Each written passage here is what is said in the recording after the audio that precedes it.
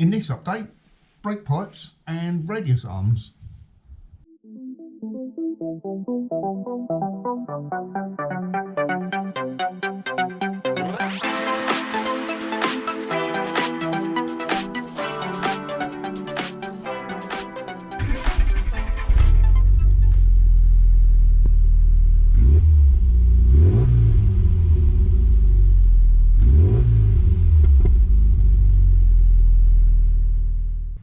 Hey mini enthusiasts, how you doing? Hope you're all having a great day. In this update, it's another bumper one, so there's lots of footage here.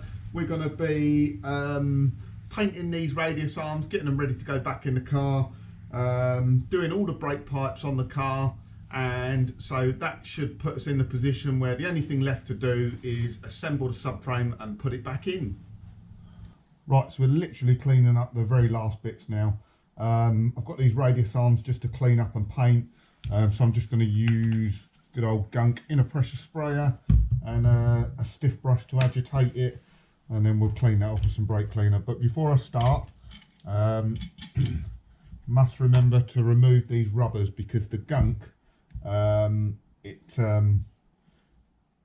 doesn't deteriorate, it causes the rubber to swell up, and yeah, and makes the rubber go soft, so we don't want that. So we'll take the rubbers off for cleaning up and painting, and we'll get them put back on afterwards.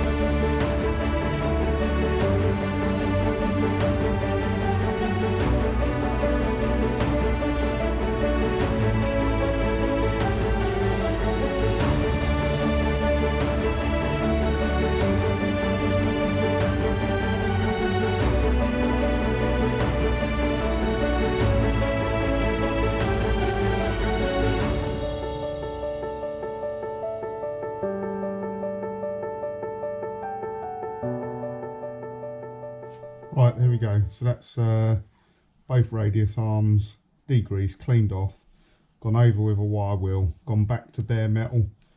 In the past with the radius arms, I've taken them down to Marks and shot blasted them, but it's a lot of hard work shot blasting them.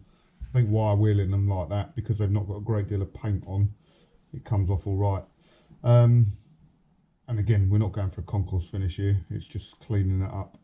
So we're going to paint them in Hammertite Smooth dark green, and the reason we're going to do that is because I've got 3/4 of a pot of paint spare.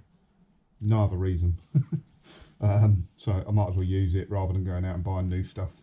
So that's all the bits are ready to go back on, so they just need painting. I'll do these in silver. So right, let's get that done.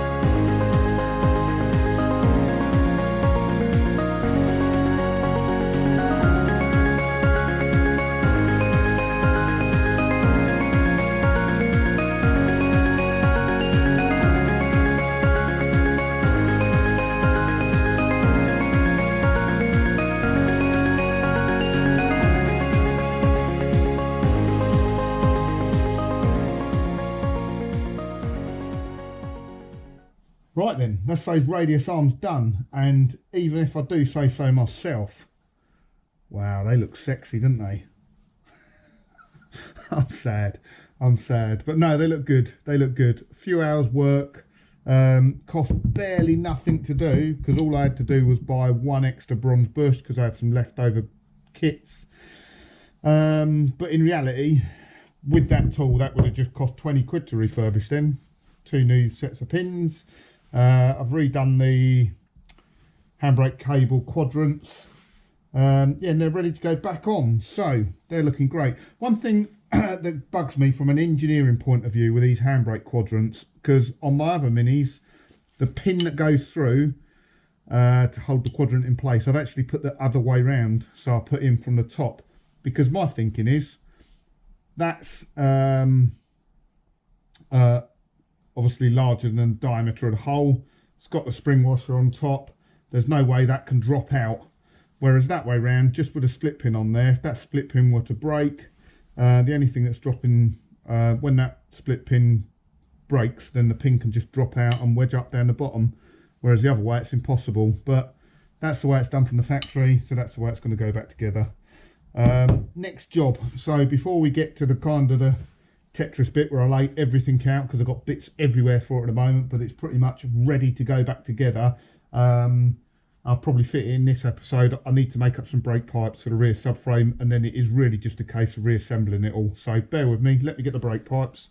Right then, next job. So I've got my brake pipes laid out here, which on the rear subframe.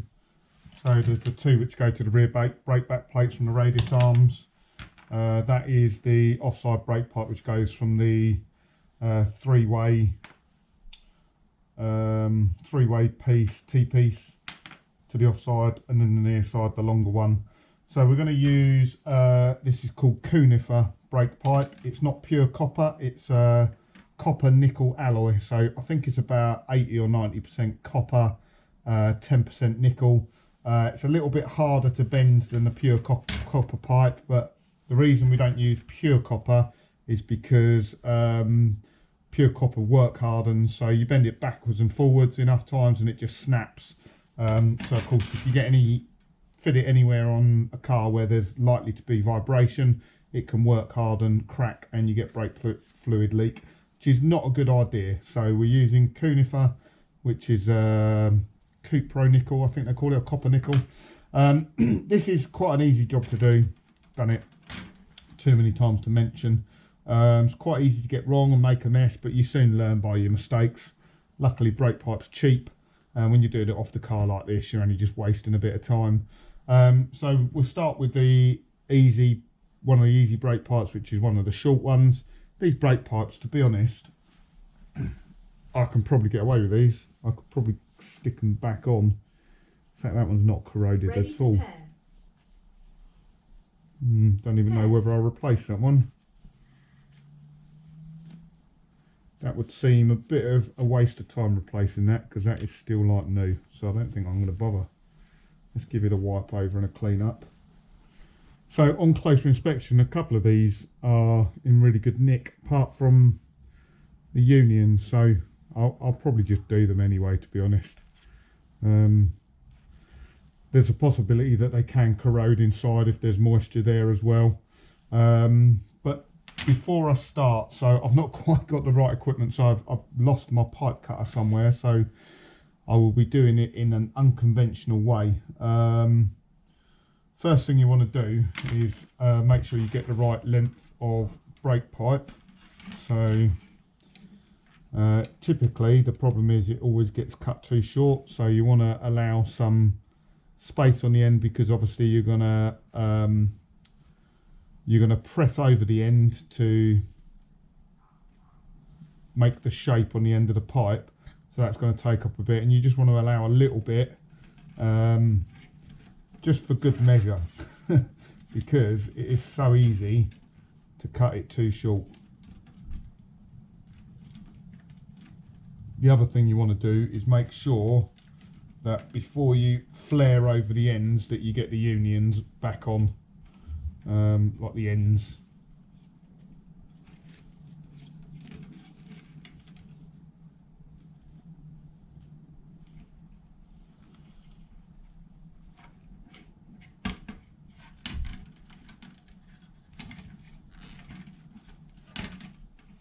all sorts of different ways of doing this. I've got a specific pipe bender somewhere I can use for doing this, but generally it's reasonably soft, this Kunifer pipe. The copper's even softer and you can bend it quite easily by hand. So I want to allow a bit on that end, bit on that end. Let me just grab my goggles. I'm just going to mark that.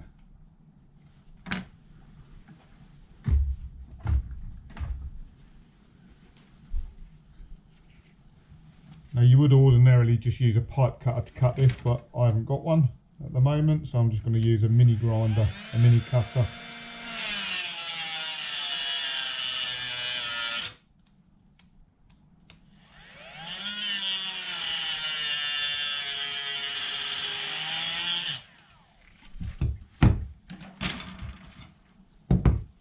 So once we cut it, it's just important to make sure that the holes are clear.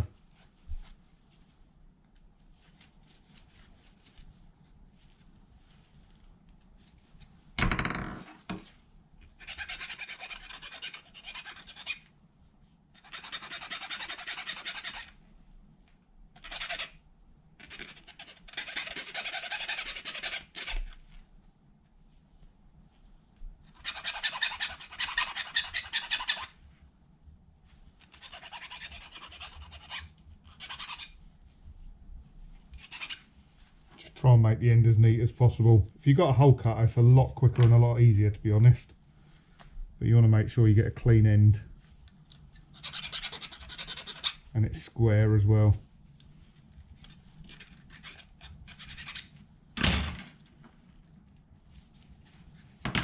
And then finally, there's no debris in there, so cheating just blowing through it, I could put an airline through it. And then once we've got our approximate shape, don't forget to put the ends on, make sure they're the right thread.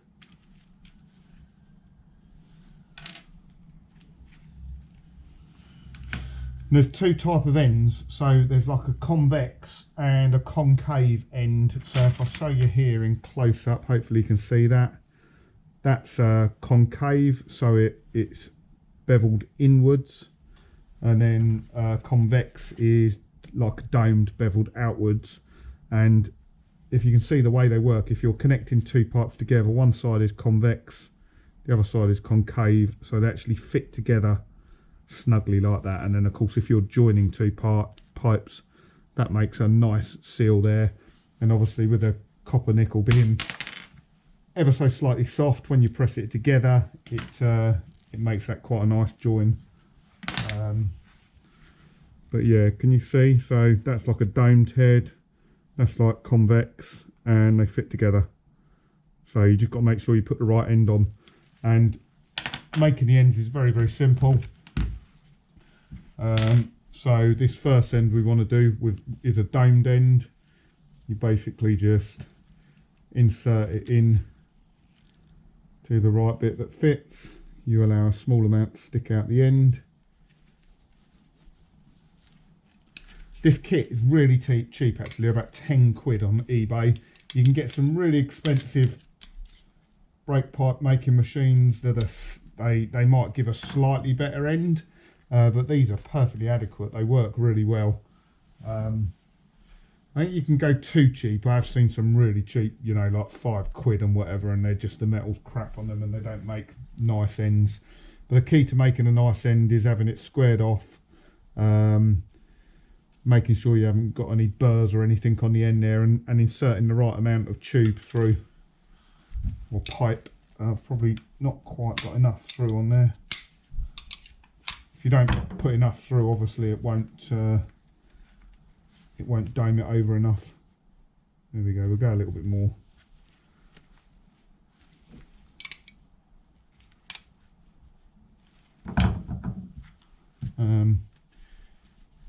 You fit, I don't know what you call that, a mandrel. That actually forms the shape, so that forms like the first stage, that forms like the dome head in it. You get various different sizes in there for various different size pipes, but this is the right one for the size of pipe we're using.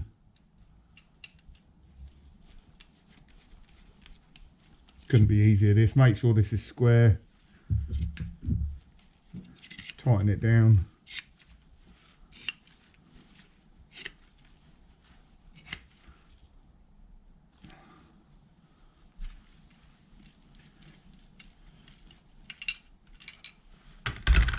remove that, remove the mandrel, and then you just want to check your end, make sure you've got a nice dome down on there, which we have.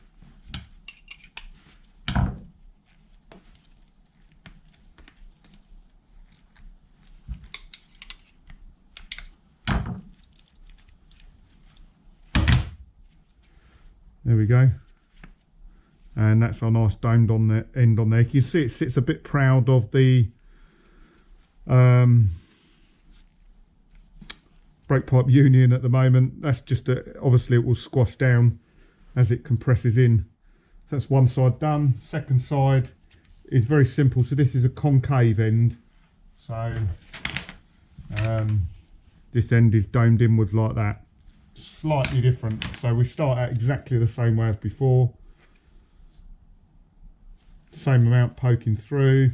Really important now, make sure you've got the ends on, because if you haven't got that end on when you obviously make that end, you won't get the union back on. It's a mistake commonly made, one which you tend to repeat lots of times.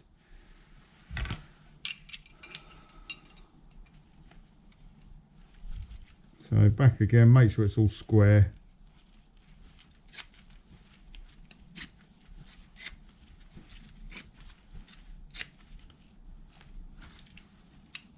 Now this bit couldn't be simpler. So we've got the domed end on there now. We do need to make it convex. So again, just make sure the end looks good, which it does. And then you just, using that beveled end, you don't fit one of those mandrels in at all. Again, make sure it's all square. Tighten it up, and then what that does is that then gives us that domed end in there. Just to be 100% sure it's all clean inside as well, we'll just spray a bit of brake cleaner through the pipe.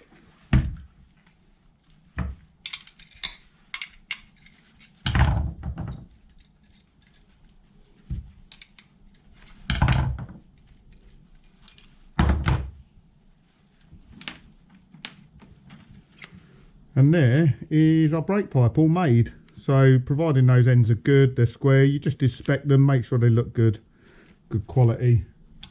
That should be ready to go on the car now. Well, I need to go and do that again. I've made it far too long. How did I do that? I was meant to chop it down. So all I need to do is just remake that end, so I'll do that quickly. But that's it, it's pretty straightforward. I won't waffle on for much longer. I'll just leave it on the time lapse now and make up the rest of the pipes.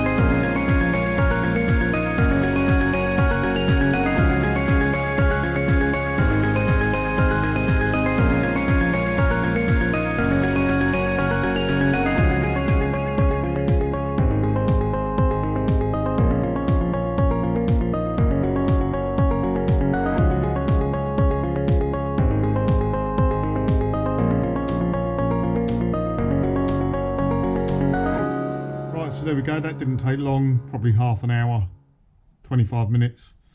They're all the brake parts made up for the back of the car. Like I say, the original ones are not in that bad a condition, but the Kunifer ones, they obviously don't corrode, so they'll last a lot longer.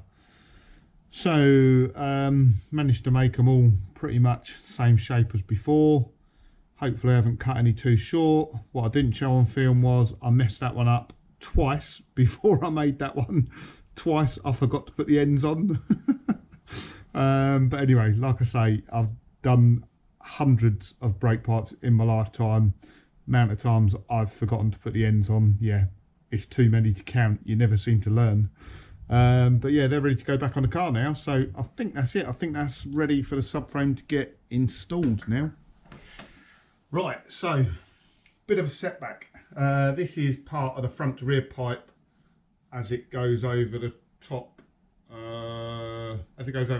the subframe. Yeah, so it sits something like that. So yeah, it's over the top of the subframe down into the T-piece, and obviously that goes to the front of the car. Now, I've done this on cars plenty of times before.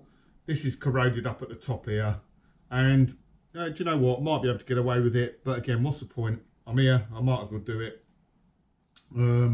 So I thought I'd cut it and put a joiner in. It's worked every other time I've done it. I can't think of a time it's failed, but I cannot make the end on the car using this tool. The steel pipe just keeps slipping through it.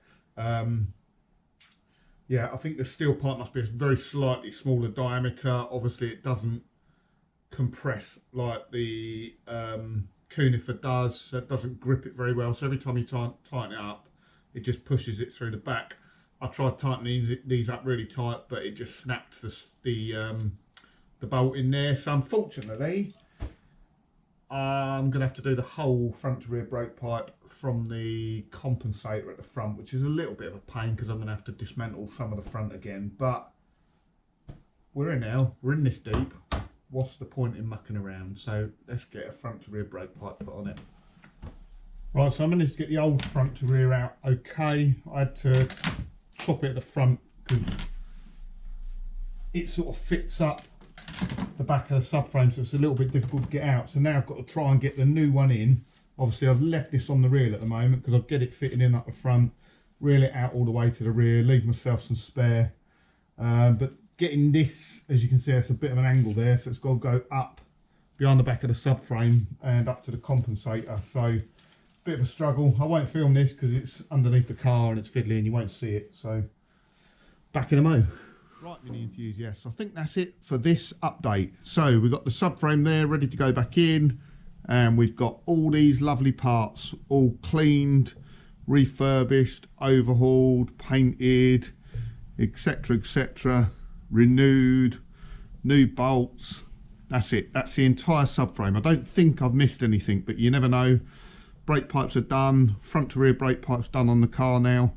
The front brake pipes don't generally tend to corrode, but the whole back of the car's been done basically. So that's it. Catch up with you soon on the next update when we put all of this back together.